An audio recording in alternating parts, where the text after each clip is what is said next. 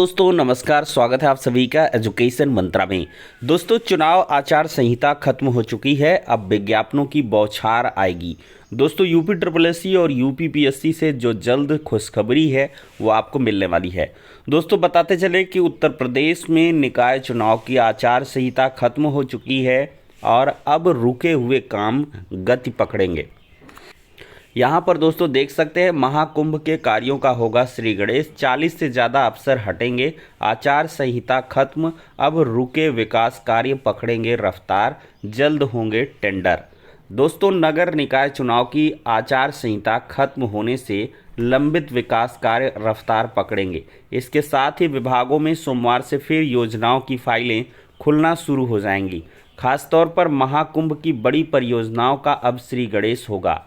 और दोस्तों इसी के साथ देखा जाए तो बहुत सारे जो भर्तियों के विज्ञापन थे, नियुक्ति पत्र थे, ये सब भी अटक गए थे, अब इन पर भी काम शुरू हो जाएगा। दोस्तों अगर गोपनीय सूत्रों की हम बात करें तो यूपी ट्रिपल एससी 4 विज्ञापनों पर काम कर रहा है और सभी 4 विज्ञापन पर काम एक साथ देखने के लिए मिल रहा है। तो दोस्तों इसका मतलब साफ तौर पर स्पष्ट है कि यूपी ट्रिपल एससी एक बड़े धमाके की तैयारी कर रहा है और लगभग 4 जो विज्ञापन हैं वो आपको जून माह में या जो है इसी माह के अंत तक देखने के लिए मिल सकते हैं। दोस्तों देखा जाए तो यूपी ट्रिपल एससी से जो 4 भर्तियों के नए विज्ञापन आएंगे वो पेट 2022 से आएंगे। मतलब यूपी ट्रिपल एससी पेट 2022 का अगर सर्टिफिकेट आपके पास है तब आप रेस में हैं, अन्यथा आप रेस के बाहर हैं।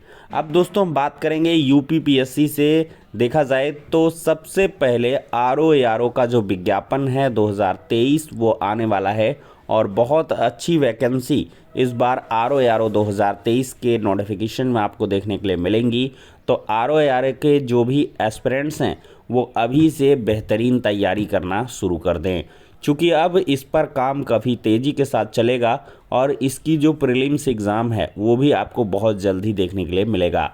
तो दोस्तों कुल मिलाकर आप लोग तैयार हो जाइए।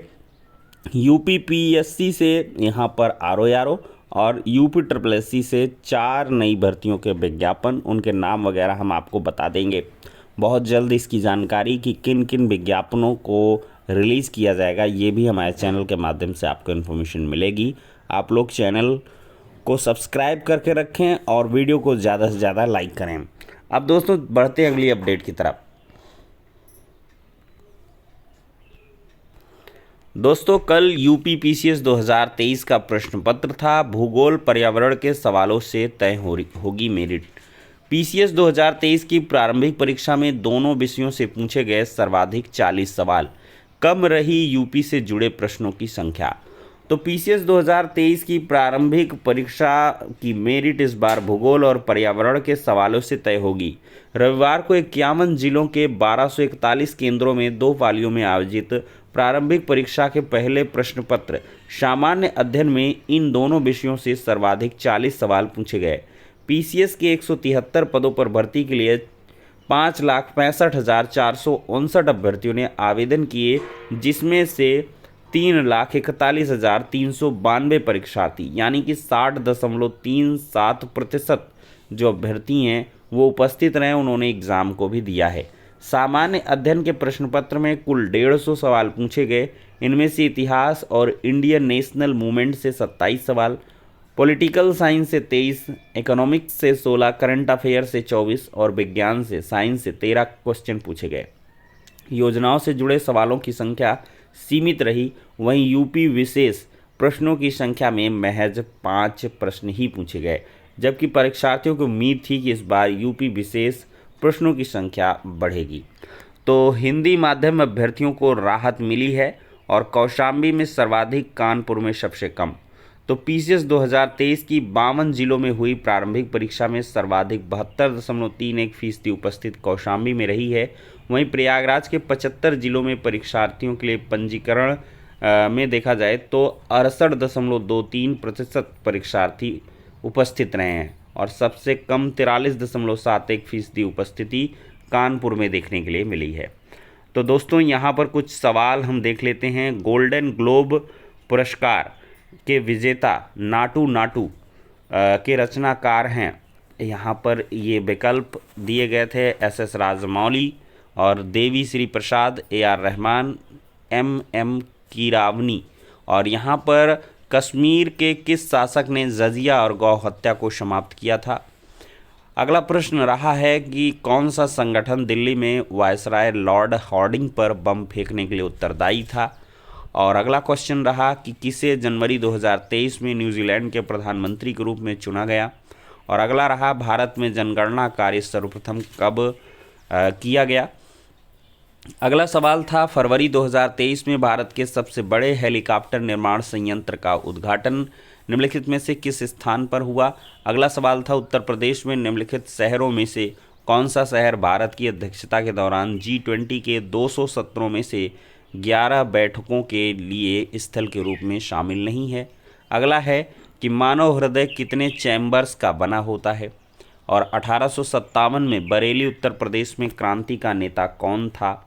और कौन सा तत्व नोबल गैस नहीं है। और दिसंबर 2022 में सुदर्शन प्रहार सैन्य अभ्यास कहाँ किया गया।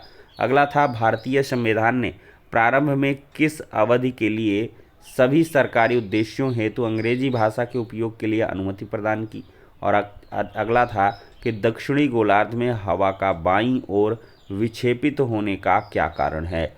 तो इस प्रकार के जो क्वेश्चंस हैं वो PCS में देखने के लिए मिले हैं। कुछ और क्वेश्चन देखते हैं। फिरोज तुगलक के नागरकोट अभियान के दौरान किसने संस्कृत की 300 पुस्तकों का अनुवाद किया था। 22-23 में गरीबी उन्मूलन के लिए अंतर्राष्ट्रीय दिवस का विषय क्या है। कौन सा संगठन दिल्ली में वायसराय लॉर्ड हार्डिंग पर बम फेंकने के लिए उत्तरदायी था। और देखा जाए तो भारत में सबसे बड़े हेलीकॉप्टर निर्माण का संयंत्र कहाँ लगाया गया। और पंचायतों के समस्त चुनाव का संचालन कौन करता है। चरक संहिता कितने अध्यायों और खंडों में विभाजित है। लोकसभा की प्रथम महिला स्पीकर कौन थी। और जननी सुरक्षा योजना का मुख्य उद्देश्य क्या है। चंद्रप्रभा वन्यजीव अभयारण्य उत्तर प्रदेश के किस जिले में है। इस प्रकार के बहुत सारे क्वेश्चन आपको देखने के लिए मिलेंगे। मज़ेदार प्रश्न पत्र था और काफ़ी बेहतरीन प्रश्न पूछे गए हैं। और जिन्होंने अगर पढ़ाई कर रखी है तो उनके लिए कोई यहाँ पर दिक्कत वाली बात नहीं रहेगी। दोस्तों, SSC ने CGL 2022 का अंतिम परिणाम शनिवार को देर रात घोषित कर दिया है। आयोग की तरफ से केंद्र सरकार के विभिन्न मंत्रालयों में 36,001 पदों के सापेक्ष इतने ही अभ्यर्थियों के अभिलेखों के सत्यापन के लिए सफल घोषित किया गया है। और आयोग की तरफ से स्पष्ट बताया गया है कि प्रतीक्षा सूची जारी नहीं होगी। जो पद खाली रहेंगे उन पदों को अगली भर्ती में शामिल किया जाएगा। आयोग की ओर से परीक्षा में शामिल सभी अभ्यर्थियों के अंक जो है जल्द ही आयोग की वेबसाइट पर जारी किए जाएंगे। दोस्तों, अगली जानकारी है AIATSL ने जारी किया विज्ञापन। 480 पद हैं। ड्यूटी ऑफिसर, जूनियर ऑफिसर व अन्य पद हैं। और आयु 28, 30, 31, 33, 35, 38, 40, 45, 50, 55 है। किसी मान्यता प्राप्त बोर्ड विश्वविद्यालय से 12वीं SSC ITI ये सब ग्रेजुएशन MBA कर रखा हो तो अपने हिसाब से देख लेगा। चयन पदानुसार personal, virtual interview, trade test, group discussion, driving test के आधार पर होगा। चयनित अभ्यर्थियों को 23,640 रुपये से लेकर 75,000 रुपये प्रति माह वेतन मिलेगा। वॉक इन रिक्रूटमेंट तिथि बता देते हैं। अभ्यर्थी पदानुसार 25, 26, 27, 28, 29, 30 मई 2023 सुबह 9:30 बजे से 12:30 बजे तक वॉक इन रिक्रूटमेंट के लिए निर्धारित पते पर उपस्थित रहेंगे। 500 रुपये आवेदन शुल्क है। www.aiasi.in इस पर जाकर आवेदन कर सकते हैं। ये ASL है दोस्तों, ठीक है, AIASL.in। छात्रवृत्ति मामले में धोखाधड़ी करने वालों के लिए नकेल कसी जा रही है और छात्रवृत्ति के आवेदन के लिए देना होगा पिता का भी आधार और पैन। आयकर की वेबसाइट से आय जांचने की कवायद शुरू हो गई है। निर्धारित सीमा से अधिक आय पर रद्द हो जाएगा आपका आवेदन। तो छात्रवृत्ति व शुल्क भरपाई के लिए ऑनलाइन आवेदन में अब छात्रों को अपने पिता का भी आधार व पैन देना होगा। आयकर विभाग की वेबसाइट से आय के मिलान के लिए यह कवायद शुरू की गई है। इनकम टैक्स रिटर्न में निर्धारित सीमा से अधिक आय पर आवेदन रद्द कर दिया जाएगा। तो कुल मिलाकर अब बच के आपको रहना होगा। बाय द वे दोस्तों, सारी इंपॉर्टेंट इन्फॉर्मेशन को कवर किया गया है। दोस्तों वीडियो पसंद आया हो तो लाइक करेंगे, शेयर करेंगे। नेक्स्ट वीडियो में मिलते हैं।